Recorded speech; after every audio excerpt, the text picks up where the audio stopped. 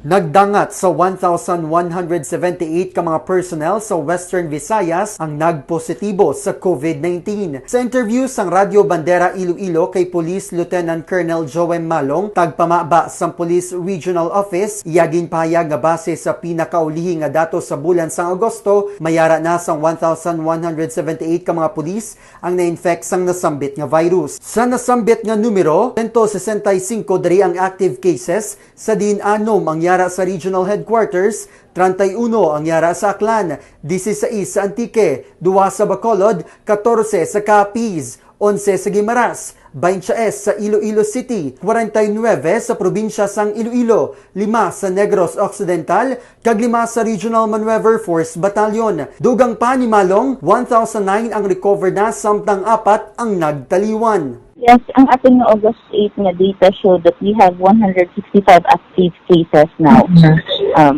diri among sa regional headquarters. We have 31 in Aklan, 15 in Antique, Bacolod may 2 kita ka case dito, Capiz 14, Guimaras 11, Iloilo City 26, Iloilo Province 49, Negros Occidental 5, and RMSB 5. Siya ang broke breakdown sa aton nga 165 active cases. But since August 8 we already have 1,009 recoveries. 1,009 recoveries, and may ara na kita ka 4 na nakatay tungod sa COVID-19. So this makes our data 1,178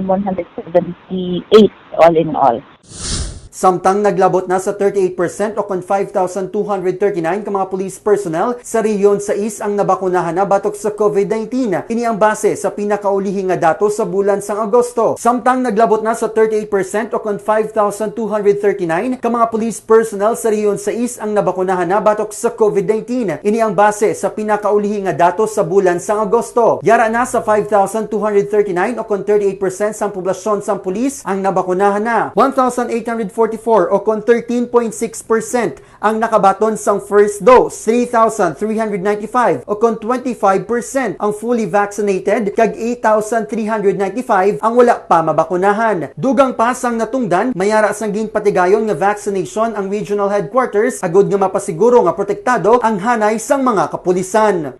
So ang total nga vaccinated personnel naton is 5,239, and sa Supong mayara kita nga 8,315 nga not vaccinated. But today, mayara kita subong sa regional headquarters, subong nga ginaheld diri nga vaccination, no? We will be posting it later on kung pila gud ang number of vaccines nga na-roll out mo natin sa personnel natin, because we were given allocation, and our health personnel are the ones conducting now the rollout. Ini si Ken Gomer Deliera, nagabandera sang matuod nga serbisyo publiko kag kalingawan sa Iloilo, Radyo Bandera.